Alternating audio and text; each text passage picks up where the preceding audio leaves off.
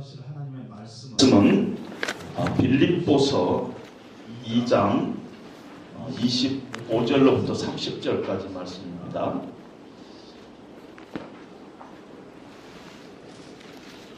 빌립보서 2장 25절로부터 30절까지 말씀 제가 대표로 봉독하겠습니다.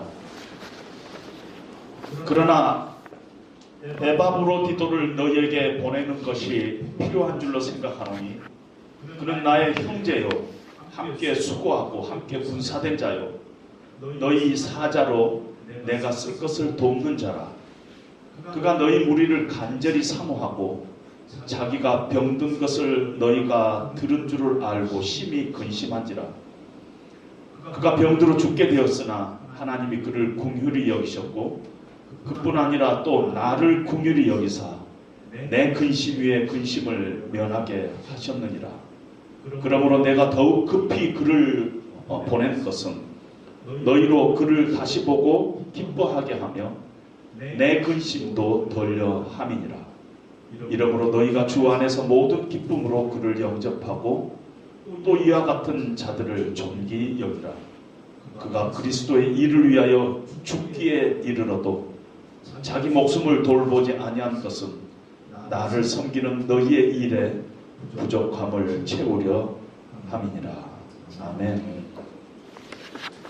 우리 시간에 송인규 목사님 나오셔서 일꾼 에바브로디도라는 제목으로 말씀을 증거하실 때 여러분들의 귀한 은혜의 시간 되시기를 바랍니다.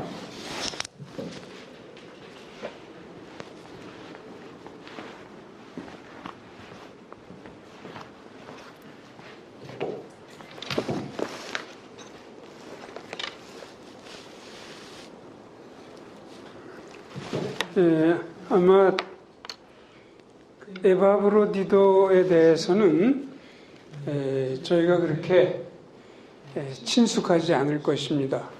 사실 뭐 그렇게 잘 알려진 인물도 아니고 또 굉장한 뭐 영웅과 같은 그런 거장도 아닙니다. 그러나 그럼에도 불구하고 우리가 이제 오늘 본문을 잘 살펴보면은 정말 참 일꾼이 어떻게 해야만 되겠구나. 야, 에바브로디도 정말 이 사람 참 일꾼이구나.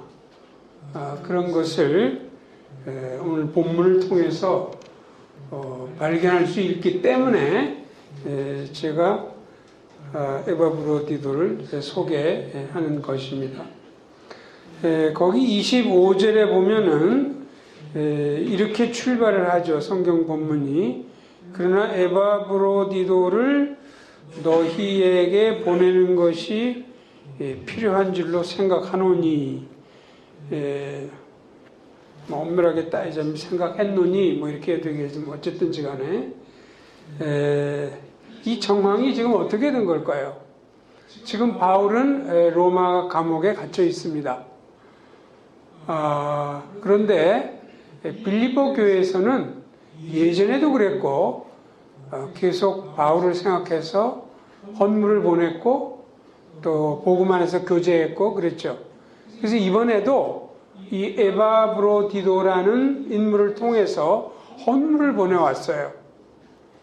헌물을 보내왔을 뿐만이 아니고 이 에바브로디도가 바울의 시중을 옆에서 들었습니다.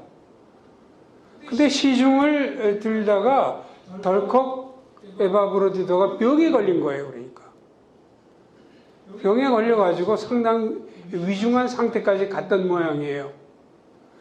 그래서 에바브로디도가 병에 걸려서 위중한 상태에 빠졌다는 것을 빌립보 교회가 그 소식을 들었습니다.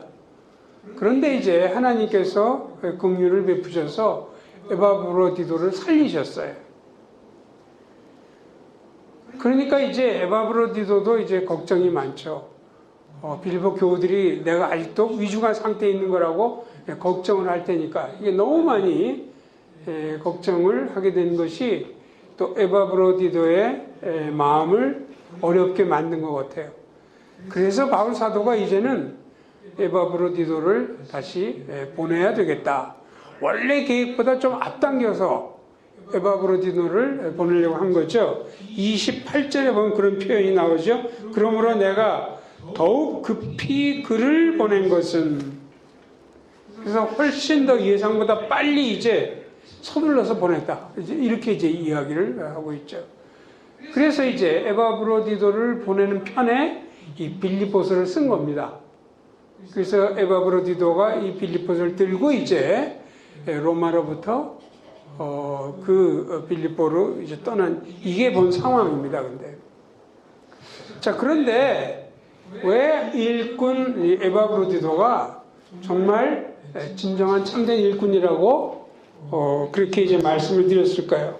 오늘 이제 본문을 보시면 한 3가지 근거가 이유가 여기서 발견이 됩니다. 그래서 맨 첫 번째 25절과 26절의 내용을 보면은 알 수 있는 건데, 바울로 하여금 바울이 겪어보니까, 이 에바브로디를 겪어보니까, 이야, 이 사람 정말로 일꾼이네, 이렇게 인정하도록 만든 그 인물이기 때문에 이제 그렇다는 거죠. 그러니까 바울이 아마 이 에바브로디도를 전부터 자세하게 소상하게 알고 있지 않았던 것 같아요. 그러면 아마 좀 다른 식으로 표현을 했을 거예요. 그런데 어쨌든 바울이 에바브로디도를 선정한 것이 아니고 빌립보 교회가 에바브로디도를 선정해 가지고 바울에게 보낸 겁니다. 그러니까 그래서 아마 처음 대면했을 가능성이 높아요. 혹시 알았더라도 상당히 피상적으로 알았겠죠. 그런데 에바브로디도가 도착해 가지고 바울의 시중을 들고 이렇게 겪어가면서, 이야, 정말 대단한 인물이구나, 굉장한 인물이구나, 그것을 알게 됐다는 거죠. 오늘 본문에 보면 그래서 바울이 에바브로디도를 2가지 방면으로 묘사를 하는데, 이걸 보면서 정말 바울이 감탄을 했다는 걸 알 수가 있어요. 우선 25절에 보면은 바울이 에바브로디도를 겪어보고 나서 붙여준 호칭, 명칭이 5가지가 나옵니다. 우리는 그냥 쑥 이렇게 읽고 지나가지만 하나하나가 의미 있는 그런 표현들이에요. 25절 보세요. 그 후반절에 보면 그는 나의 형제요, 함께 수고하고, 이것은 수고한 자, 말하자면 동역자란 말입니다. 그리고 함께 군사가 됐다. 이것은 뭐 전우, 그런 말을 쓰죠. 아마 좀 연세가 있으신 분들은 옛날 6.25를 생각하면서 전우 뭐 이런 게 떠오를 텐데, 여기에 이제 우리말로 보면은 나의 형제, 이렇게만 돼서 형제에게만 나라는 것이 해당되는 거 생각하지만, 헬라어를 보면은 이 동역자라는 말, 함께 수고한 자, 또 함께 군사된 자, 이 전우, 여기에 전부 나의라는 표현이 걸리는 것으로 되어 있습니다. 굉장히 지금 친밀하게 표현하는 거죠. 나의 형제, 나의 동역자, 나의 전우, 그렇게 얘기하는 겁니다. 뿐만 아니고 이 3가지 표현뿐만이 아니고 빌립보 그 교회, 빌립보 교회의 입장이 반영된 호칭 2가지가 있어요. 첫째는 너희 사자라는 말입니다. 사자라는 말은 대표자라는 말이에요. 보냄받은 자, 이런 뜻으로서 빌립보 교회의 대표자로 책임을 맡고 보냄받은 자다, 이런 뜻입니다. 그 다음에 내가 쓸 것을 돕는 자, 이 말도 엄밀하게 따지자면 이 단어는 원래 로마 사회에서 이 정부의 관리에게 쓴 단어입니다. 소위 공복, 이런 개념이에요. 그러니까 그래서 이 에바브로디도가 이 바울의 필요를 채우는 일을 하는 그런 어떤 공복과 같은, 공무원과 같은 이러한 의미로서 내가 쓸 것을 돕는 자, 이렇게 표현을 한 것입니다. 그래서 이렇게 5가지 호칭이 지금 여기에 사용되고 있어요. 그러니까 한번 생각해 보세요. 형제, 동역자, 전우, 대표자, 공복 이런 말 바울이 아무한테나 이런 말을 쓰겠습니까? 바울이 호칭을 남발하는 사람입니까? 절대 그렇지 않죠.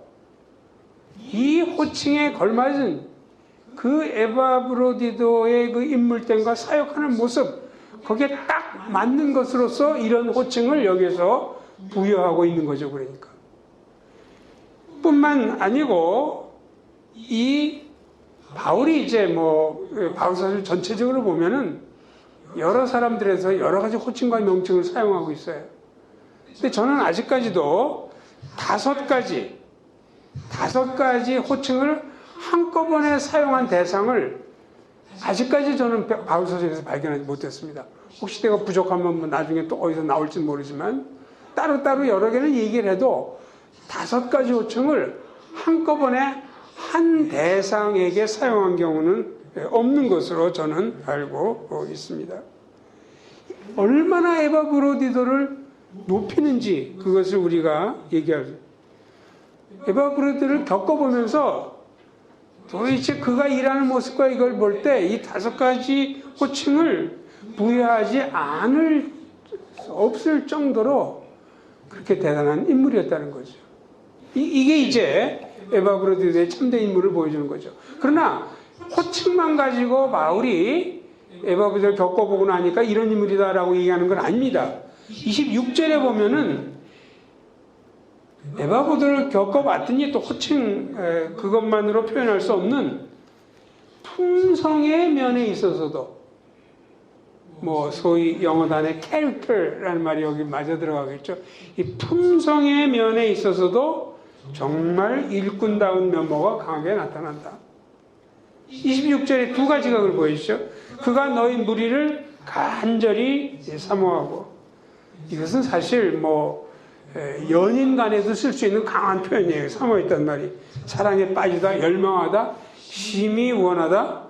근데 이것이 이 동사의 성격을 보면 그냥 어쩌다 한 번 이렇게 간절히 사모했다는 말이 아니고 일정한 시간 이 계속된 상태예요. 그럴 정도로 이 에바브로디도가 빌립보 교우들을 사모하는 모습이 보였다. 이것은 사도행전 1장 8절에도 보면은 죄송합니다. 빌립보서 1장 8절에도 보면은 내가 예수 그리스도의 신장으로 너희 무리를 얼마나 사모하는지 하나님이 내 증인이시니라. 바울이 빌립보 교우들을 이렇게 사모했는데 똑같은 정도로 에바브로디도도 빌립보 교우들을 사모했다. 그 품성의 면을 보여주고 있습니다. 뿐만 아니고 26절 하반절에 보면은 자기가 병든 것을 너희가 들은 줄을 알고 심히 근심한지라. 심히 근심했다. 이 표현은 사실 히라보의 그 의미를 밝히는 데는 좀 부족합니다. 무슨 말이냐면은 에바브로디도가 이제 와서 바울 도와주다가 병 걸렸어요. 그래서 병 걸려가지고 고통한다는 그 소식이 빌립보 교회에 전달이 된 거죠. 그러니까. 근데 나중에 에바브로디도는 회복은 됐는데 아직까지 그걸 모르는 거예요. 빌립보 교우들이. 그러니까 자기에 대해서 빌립보 교우들이 애타할 것, 궁금해할 것, 이걸 생각하니까 에바브로디도가 견디질 못했다는 거예요. 그러니까. 그걸 바울이 옆에서 목도한 거예요. 그 말이 바로 심히 근심했다는 말입니다. 이것은 엄밀하게 이제 의미를 따지자면 제정신이 아니다 이런 표현이에요. 굉장히 강력한 표현입니다. 심적 혼란, 불안 상태, 큰 고뇌. 예수께서 겟세마네 동산에서 그때 겪으실 때 내가 고민하기 심히 슬퍼하고 바로 그 동사가 여기서 그대로 사용되고 있는 거죠. 그런 정도로 간절히 사모할 뿐만이 아니고 상대방이 불필요하게 어려움을 겪을 때 거기에 대해서 아주 큰 근심 가운데 처하는 이런 면이 에바브로디도가 품성의 면에 있어서도 일하는 것뿐만이 아니고 품성의 면에 있어서도 참 일꾼이라는 것을 바울은 발견하게 된 거죠. 그래서 지금 별로 알려지지 않았지만 에바브로디도가 참 일꾼이라고 제가 얘기를 한 겁니다. 이것이 이제 25절, 26절에 나타나는 거죠. 두 번째로 왜 에바브로디도를 제가 참 일꾼이다 이렇게 이야기를 할까요?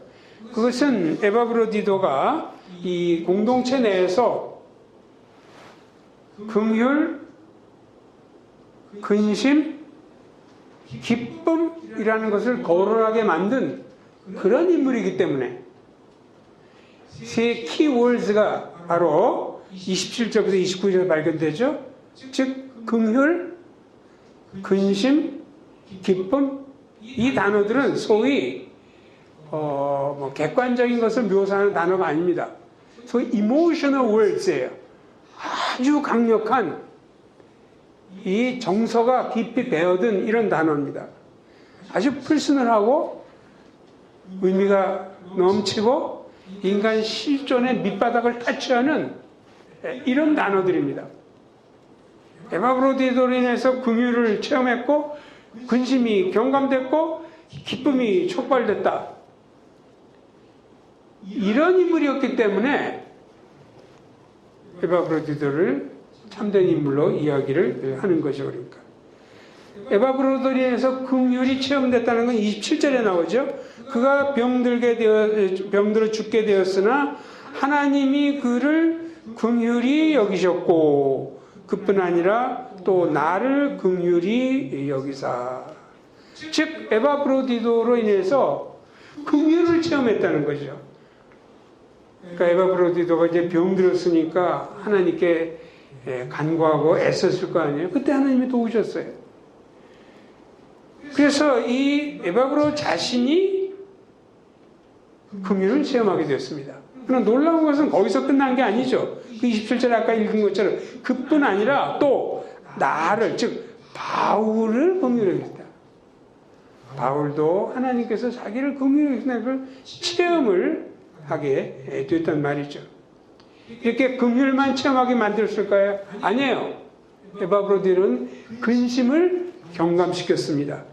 역시 27절 보면은 끝에 가서 보면은 내 근심 위에 근심을 면하게 하셨느니라. 이게 바울이 그렇게 이야기를 하고 있죠.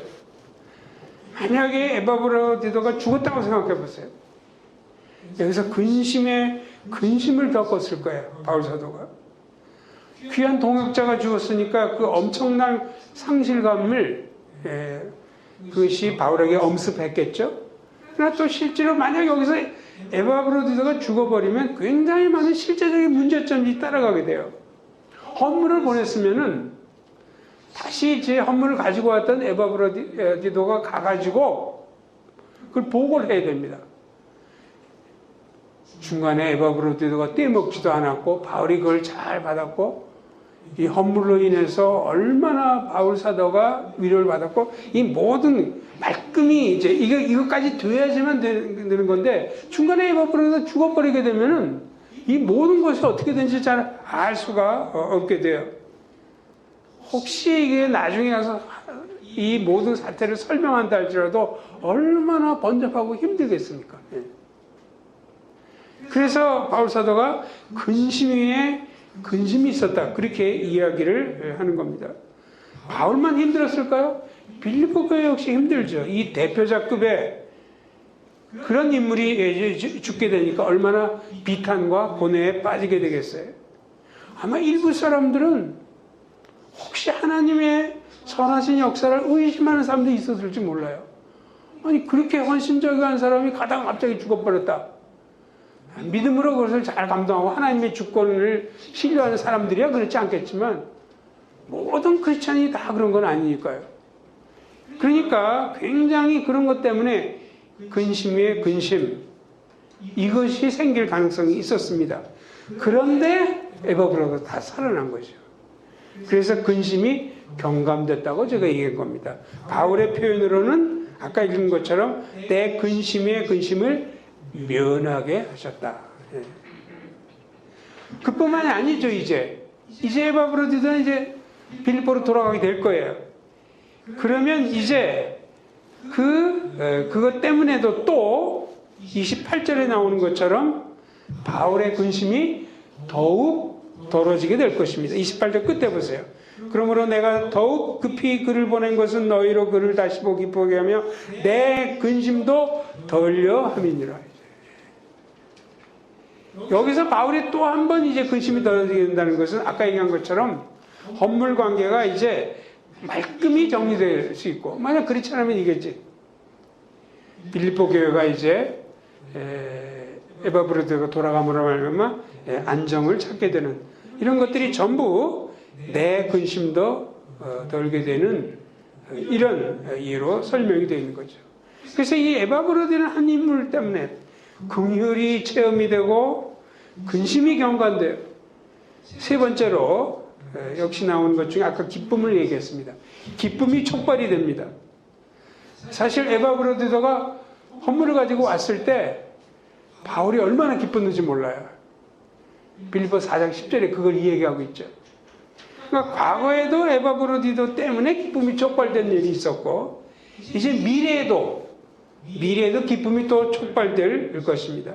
에바브로디도가 빌립보로 다시 돌아가게 될 때 빌립보 공동체에 기쁨이 촉발될 거예요. 28절 아까 그를 다시 보고 기뻐하게 하며 또 29절에도 보면 이러므로 너희가 주 안에서 모든 기쁨으로 그를 영접하고 여기서는 뭐 기쁨이 명령으로 되어 있지만 사실은 거의 확실한 사실입니다. 에바브로디도가 돌아가면은 그 빌립보 교우들이 엄청난 기쁨을 누리게 될 거예요. 그래서 이 에바브로디도 한 인물로 인해서 바울이든 빌립보 공동체든 기쁨으로 들썩하게 됩니다. 이 에바브로디도 때문에 긍휼이 체험이 되고 근심이 경감이 되고 기쁨이 촉발되니 어떻게 에바브로디도가 진정한 참된 일꾼이라고 얘기하지 않을 수 있을 것이겠습니까? 이래서 이제 그 에바브로디도가 참 겪어보니 참 인물이다, 일꾼이다 이걸 알게 된 것뿐만이 아니고 그로 인해서 긍휼, 근심, 기쁨이 언급하게 될 뿐만이 아니고 마지막 세 번째로 에바브로디도는 그리스도의 일을 수행했기 때문에 진정한 인물이다 그렇게 얘기한 겁니다. 그리스도의 일을 수행했기 때문에. 근데 그것은 제 표현이 아니고 바울의 표현이에요. 30절 보세요.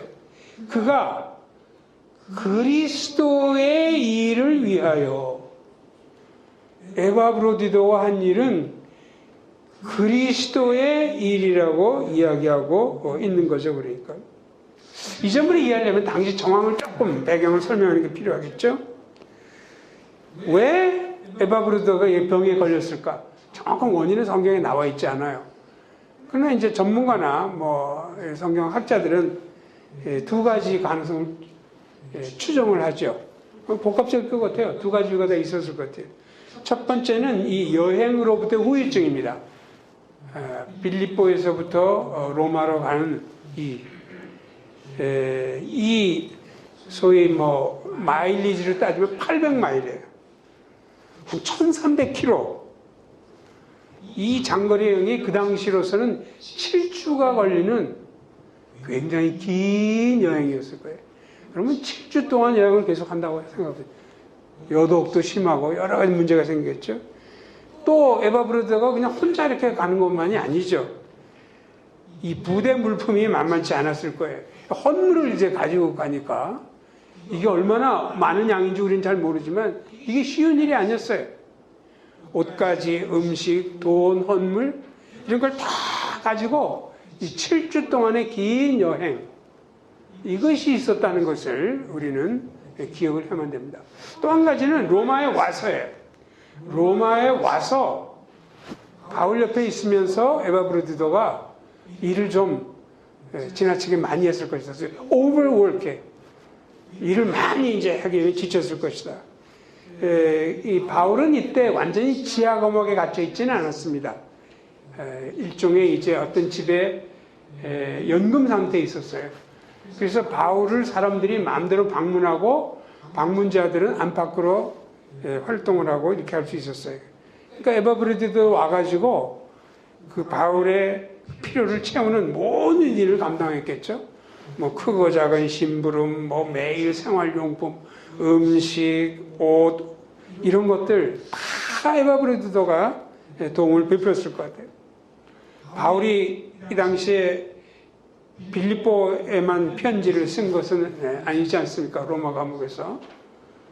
그러니까 이 편지 쓸 때 이제 필요한 여러 가지 도움도 주었을 것이고, 어떤 사람들은 바울이 그래도 이 쇠사슬 같은 것들에 이렇게 매여 있었기 때문에 그런 상처 같은 것을 만져주기도 하고, 손목 같은 것을 비벼가지고 완화시키기도 하고, 물론 이것은 좀 상상이긴 하지만 충분히 가능한 그런 일이었어요.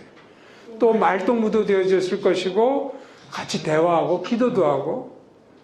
그래서 이 여행의 후유증뿐만이 아니고 로마에 와가지고 너무 헌신적으로 이 말을 하다 보니까 그래서 병에 걸렸을 것이다, 이렇게 추정을 하는데 성경에 딱 나와 있지는 않지만 꽤 개연성이 높은 그런 이유라고 얘기할 수 있습니다. 바로 이런 상태에서 병에 걸린 이런 인물이었죠. 그런데 이렇게 그 에바브로디도가 와서 일하는 이런 거를 보면서 이제 아까 읽은 대로 30절에 그가 그리스도의 일을 했다, 이렇게 얘기했다는 것입니다. 여기서 그리스도의 일을 했다는 것은 그리스도가 뜻하신 일을 수행했기 때문입니다. 그리스도께서 의도하시고 뜻하신 일을 수행했기 때문에 그리스도의 일을 했다고 인정한 것입니다. 더 구체적으로 이제 그 다음 30절에 보면요, 주께 이르러 자기 몸을 돌보지 아니한 것은 나를 섬기는 너희의 일에 부족함을 채우려 함이니라. 사실 에바브로디도가 와서 한 일은 굉장한 일은 아니에요. 소위 손으로 하는 자벽이죠, 자벽. manual work. 뭐 이렇게 겉으로 볼 때 굉장한 뭐 철학자처럼 담론을 하고 신학 강론을 하는 것도 아니잖아요. 그냥 바울 시중들은 이런 거죠. 소위 종이 하는 일들이었습니다. 그러나 중요한 것은 이것은 에바브로디도가 아니면 그 순간에 할 수 없는 그런 일이었어요. 빌립보 교우들이 그렇게 바울을 도와주고 싶더라도 빌립보 교우들이 할 수 없는 그런 일이었어요. 그게 바로 나를 섬기는 너희의 일에 부족함을 에바브로디도에 채웠다는 거예요. 아무리 도와줘도 할 수 없어. 이건 바로 거기에 가 있는 에바브로디도만이 할 수 있는 그러한 일이었어요. 그러니까 바로 이 일을 아무도 감당할 수 없는 그 일을 해야만 하는 것이 바로 그리스도의 뜻이었습니다. 그 순간에. 그리고 그 뜻을 이루어 드렸기 때문에 에바브로디도가 그가 한 일은 그리스도의 일이라고 바울이 평가를 한 거죠. 그러니까. 또 한 가지는 그 순간에 그러한 일을 하는 것이 그리스도의 뜻이었을 뿐만이 아니고 에바브로디도가 한 태도가 그리스도의 모습으로 맡긴 일을 감당했기 때문에 그리스도를 했다고 인정을 한 것입니다. 그게 바로 아까 읽은 것처럼 그가 그리스도의 일을 위하여 죽기에 이르러도 자기 목숨을 돌보지 아니했다, 이렇게 얘기하고 있습니다. 뭐 사실 뭐 우리도 가끔씩 뭐 헌신된 일을 하지만 보통 건강이 보장이 되고 쌩쌩할 때 많이 하잖아요. 그러다 우리가 병에 걸려 보십시오. 저를 포함해서 우리 모두는 대개 병이 걸리면 훨씬 자기중심적이 돼요. 평소에는 이타적이고 마음이 넓은 사람들이라도 병 걸리고 그러면 마음이 좁아지고 자기 몸 챙겨야 되니까 다분히 이기적으로 바뀌죠. 근데 에바브로디도는 안 그렇다는 거예요. 거의 죽기에 이르러 가지고도 계속 바울을 도와준 거죠. 그러니까 죽을 각오를 하고 바울을 섬긴 거예요. 이게 바로 주님의 모습 아닙니까? 주님께서 겟세마네 동산에 가시면 내가 고민하여 죽게 되었다고 하시면서 그러나 결국 십자가에 죽으시지 않으셨습니까? 인자에 온 것은 섬김을 받으려 하며 도리어 섬기려고 자기 목숨을 많은 사람을 위한 대속물로 주려 함이니라 라고 가르치셨고 또 그렇게 실천하지 않으셨습니까?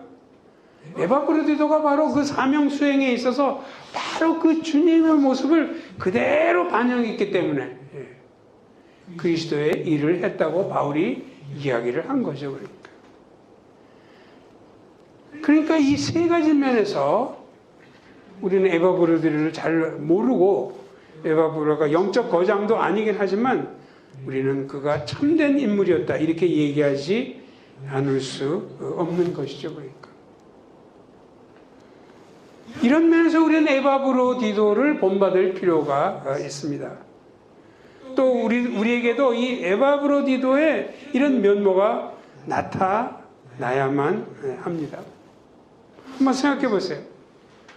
사람들이 나를 이렇게 겪어보면서 야, 이 사람 정말 일꾼이구나 그렇게 얘기할 수 있겠습니까? 내가 목사면은 내 목사라고 하는 것과 나의 삶을 이렇게 보면서 정말 목사의 핵심은 요한복음 10장에 의하면은 양들을 위해서 지키고 목숨을 버리는 거죠.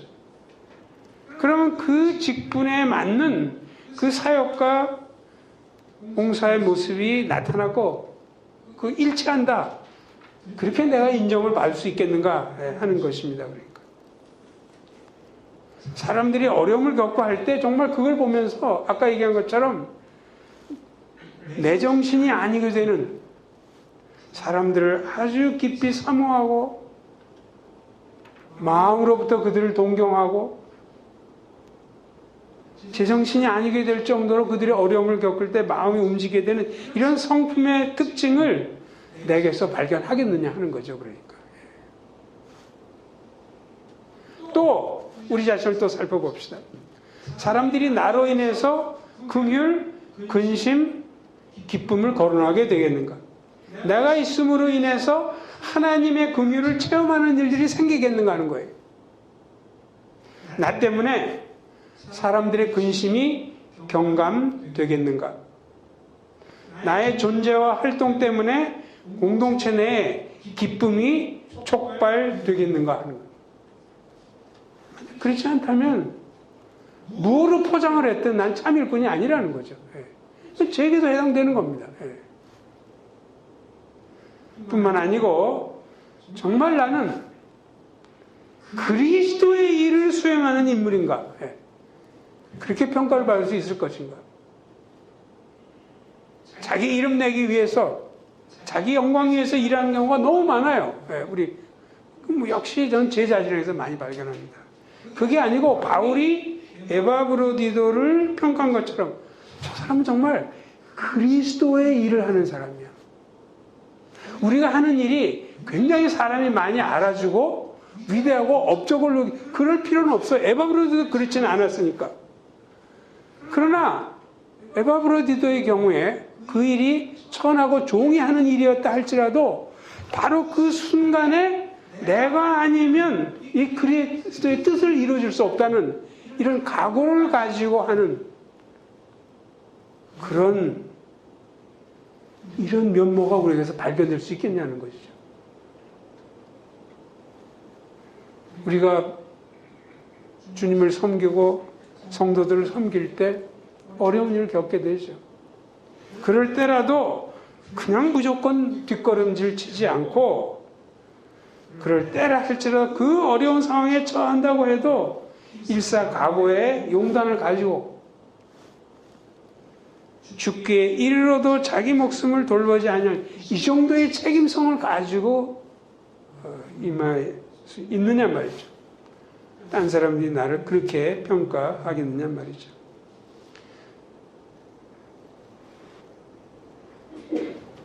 저는 이 설교를 준비하면서 제 자신을 돌아보면서 너무도 미달된다 그런 생각을 사실 했습니다. 아마 여기 계신 분들도 그래? 오늘 그거 얘기해 보니까 에바브로디도가 바로 나의 모습이구만. 아마 아무도 그렇게 생각은 못할 거예요. 그러나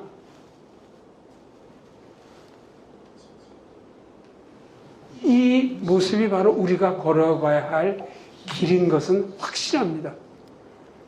세월이 지나면 지날수록, 신앙의 연륜이 더하면 더할수록, 나이가 먹으면 더할수록 이 에바브로디도의 세 가지 모범이 우리가 조금씩 나타나야 한다는 거죠. 물론 겉으로 직분을 받고 목사가 되고 장로 장립을 하게 되고 한수 집사가 되고 그런 외형적인 것도 굉장히 중요합니다. 그걸 완전히 무시할 수는 없어요. 더 중요한 것은 이 내면의 문제입니다. 이 내면의 문제예요. 이 에바브로디도의 특징들이 우리 안에서도 조금씩 완벽하지 않지만 자꾸 살아나고 있는 거 하는 거죠. 그러니까 이런 인물이 있는 공동체는 복된 인물입니다. 문제는 너무도 안타깝게 그런 에바브로디도 같은 인물이 없는 공동체들이 수없이 존재하고 있다는 거예요. 외적으로 화려할 수도 있어요. 교인 수가 많을 수도 있어요. 이건 뭐 교인 수가 적으냐 뭐 교회당을 갖고 있느냐 안 적느냐, 목사가 뭐 PhD를 하느냐 이런 것과는 상관이 없습니다. 그러나 진정한 에바브로디도 같은 일꾼이 없으면 피폐해지죠. 공동체는 피폐해져요. 그렇기 때문에 우리 각 사람, 저를 포함해서 내 자신부터 에바브로디도 같은 일꾼이 되도록, 비록 완벽하지 못하지만 참 회개할 것이 많지만 회개하면서 그래도 그 목표를 향해서 나가도록 우리는 그렇게 해야 될 것입니다. 그것은 우리 각자 모두에게 해당되고 또 주님의 십자가 교회에 해당되고 또 모든 교회에 해당된다고 생각을 합니다. 기도하시겠습니다. 에바브로디도의 모습을 보여주는 말씀의 기초에 볼 때 저와 우리 모두가 부끄러움을 많이 느낍니다. 이런 인물이 성경에 기록된 것도 잘 알지를 못했고 그러한 특징들을 우리가 사모하면서 우리도 그렇게 되기를 내면적으로 힘쓰지를 못했습니다. 공동체가 피폐해지고 연약해지는 것은 내 옆에 있는 딴 집사님이나 딴 장로님이나 딴 목사 때문이 아니고 바로 제 자신 때문인 것을 다시 한번 돌아보게 됩니다. 주님, 저희로 하여금 에바브로디도가 가졌던 이 특징을 우리에게도 조금씩 나타나도록 우리를 붙들어 주시옵소서. 우리로 회개와 자기 성찰을 약화시키지 않고 지속적으로 말씀에 비춰보는 가운데 조금씩 이런 모범적인 면모가 나타나도록 우리를 불쌍히 여기고 도와주시옵소서. 주님의 십자가 교회를 붙들어 주시고 한국교회를 붙들어 주시옵소서. 참된 일꾼이 많이 나타나고 더 풍성해지는 한국교회로 삼아 주시옵소서. 우리 주 예수 그리스도 이름으로 간절히 기도합나이다. 아멘.